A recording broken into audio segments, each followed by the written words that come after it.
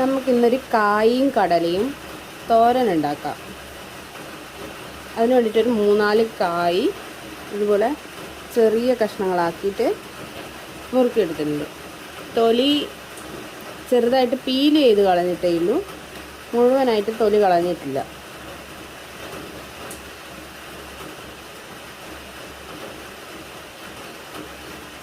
പിന്നെ ഒരു 3-4 പച്ചമുളക് എടുത്തിട്ടുണ്ട്. ഇത് രണ്ടും ഒരു ചട്ടിയിലിട്ട്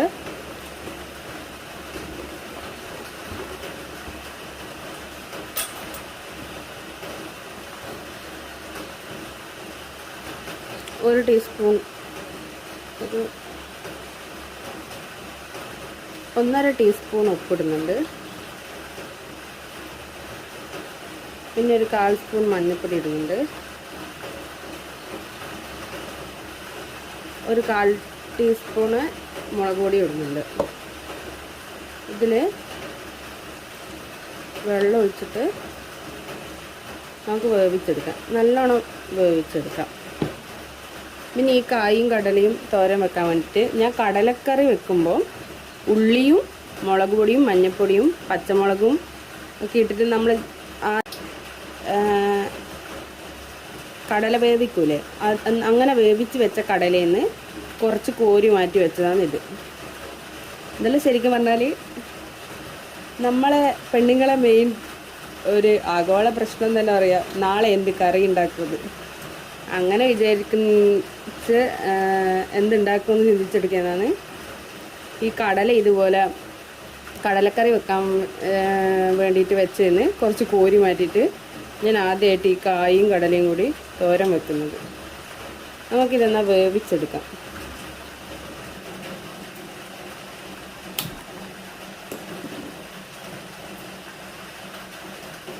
അടച്ചു വെച്ച് നന്നായിട്ട് വേവുന്നവരെ വെയിറ്റ് ചെയ്യാം. ഇതിന് വേണ്ടിയിട്ട് ഒരു അരപ്പുണ്ടാക്കിയിട്ടുണ്ട്. ഇത് തേങ്ങയും ചെറിയുള്ളിയും, ഒരു 3-4 ചെറിയുള്ളിയും തേങ്ങയും ചെറിയ ജീരകവും കുറച്ച് മഞ്ഞൾപ്പൊടിയും ചേർത്ത് അരച്ചെടുത്തതാണിത്.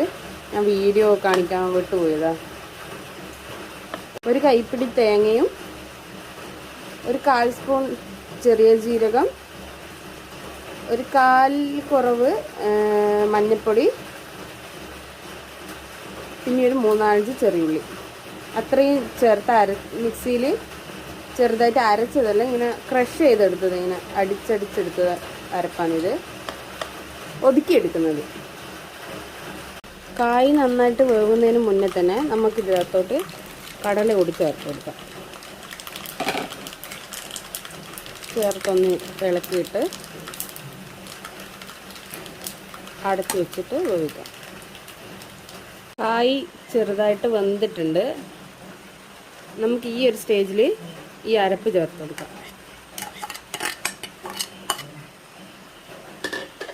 ഇതെല്ലാം കൂടിയിട്ട് നന്നായിട്ട് മിക്സ് ചെയ്ത് കൊടുക്കാം.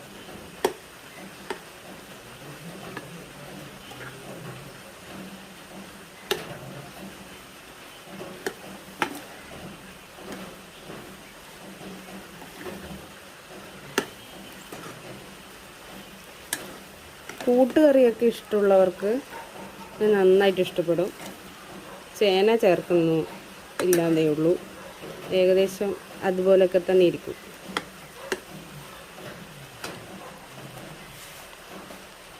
ഈ സ്റ്റേജിൽ നമുക്ക് കുരുമുളക് പൊടി ഇട്ട് കൊടുക്കാം.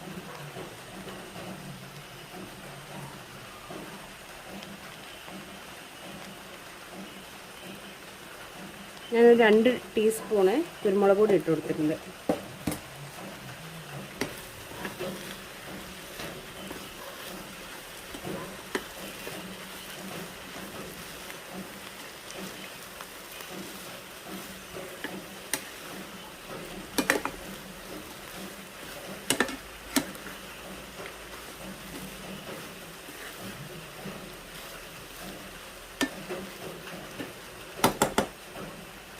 കുറച്ച് സമയം കൂടി ഇത് വേവാൻ വേണ്ടിയിട്ട് അടച്ചു വെക്കാം. ചെറിയ തീയിലിട്ടിട്ട് വേവിച്ചാൽ മതി.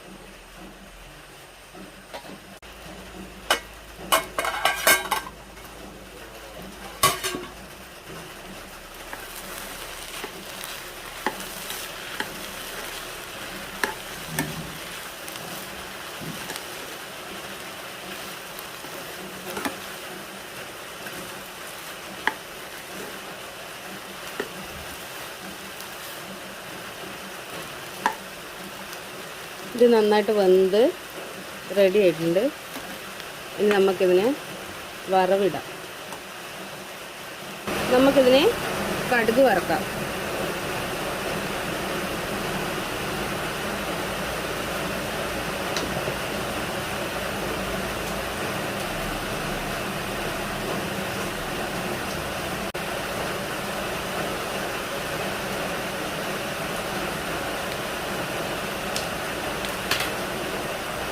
കടുക് പൊട്ടിച്ചേർന്നിട്ടുണ്ട്.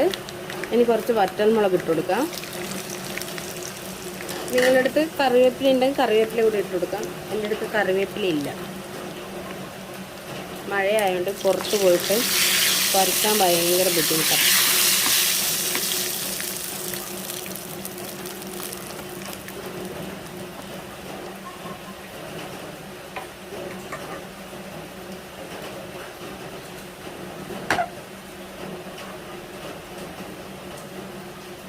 ഇങ്ങോട്ട്